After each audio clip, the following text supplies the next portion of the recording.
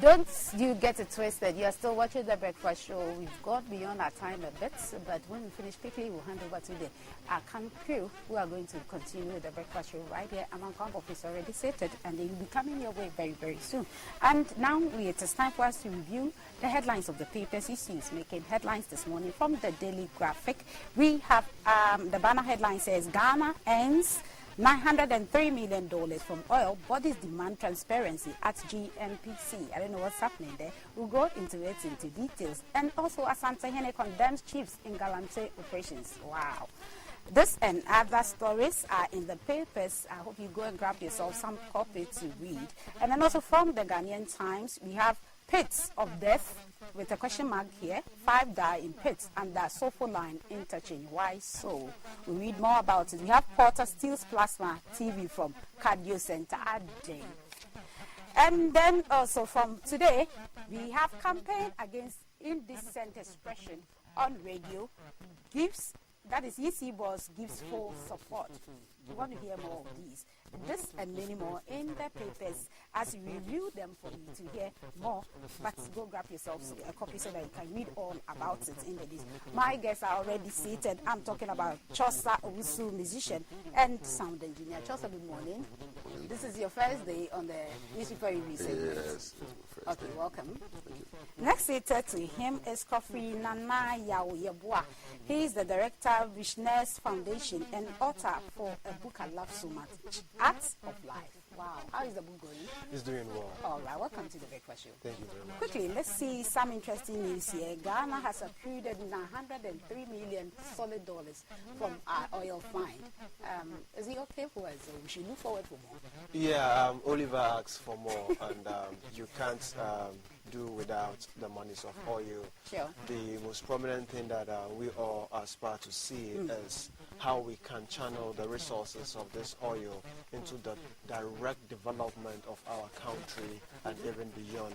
If you study the Middle Eastern countries like Dubai and Co., at the moment they struck oil, they've transformed the fortunes of that country, and today everybody wants to just pay a visit to Dubai. I'm telling you, if you look at Dubai then and Dubai today, it will blow your mind.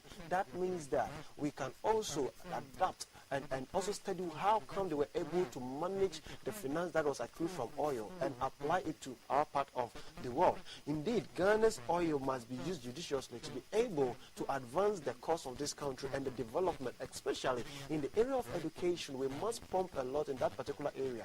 And oil being a resource that will not be there for that long, we must also begin to find means of how to raise income and other source of money using the oil money or the oil resource as the foundation in other areas of our lives. I'm wondering, and down here you can see that bodies demand transparency at GNPC. What's going on there? I think a couple of bodies that came together to put this across, and even there's even a commissioner at the Ministry of Energy itself making sure that the monies that are accrued from this particular venture of oil must be used, and Ghanaians, every Ghanaian must be interested as to what we use our oil monies for. Yeah. There were days that we never paid attention, that of gold, that of diamond, that of timber, but at least this time, let's be up and doing. Let us all be interested, because this oil that we've discovered, it is not something that will regenerate itself every day. Sure. Oil, when you finish taking it out, it is gone. So we must all be interested in making sure that the requisite resource that we need aside oil are put in place using the oil revenue. We must move from just being excited about Ghana struck oil and hooray. No, we must be interested in how we use the monies that we are going to get out of the oil. Before that is what misspending of this oil resources, what has caused a place like Niger Delta and Co. always up in arms, because oil is being struck from our country, yet we can't have a few. We can't really pinpoint that this is what we can say. This road was made out of the oil find. This school was made out of this oil. I think those at the helm of affairs should be able to tell us this is what we are using the monies for.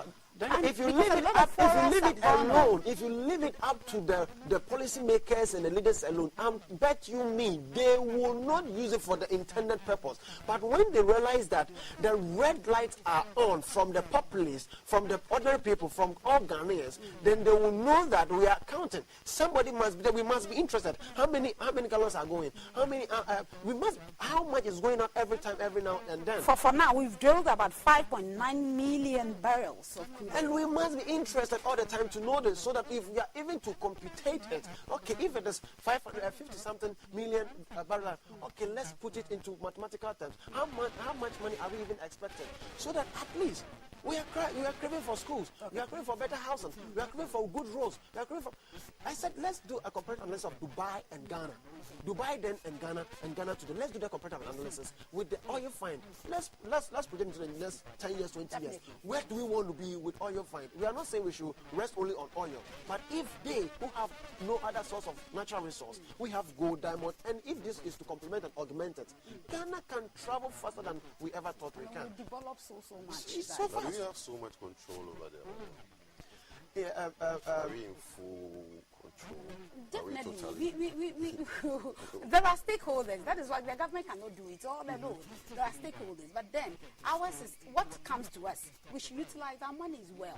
Let me come to you. Let's look at the Asantehene story, where he's condemning chiefs in Galamsey operations. They are our traditional rulers who are supposed to tell us, the young ones, not to do it, but they are in it themselves. What do you say? It's sad when you look at it this way, because I mean, a whole chief, stooping that low to, joining forces with Galamsey operators to go. No, they don't go there directly. No, I know. They Yeah. fund it. I mean, they should be in their offices and they can send boys to go and do it. And the palaces, but they are they're still not part of it. I mean, it doesn't make sense. They should be doing, innovative things that can help the country grow. They should be helping in other ways, not just looking at sorting themselves out, making their own money. No, that doesn't make it. I agree with Asantehene for quoting them on that issue. And would you say Galamsey itself is wrong if they are licensed to operate? Yeah, it's very interesting and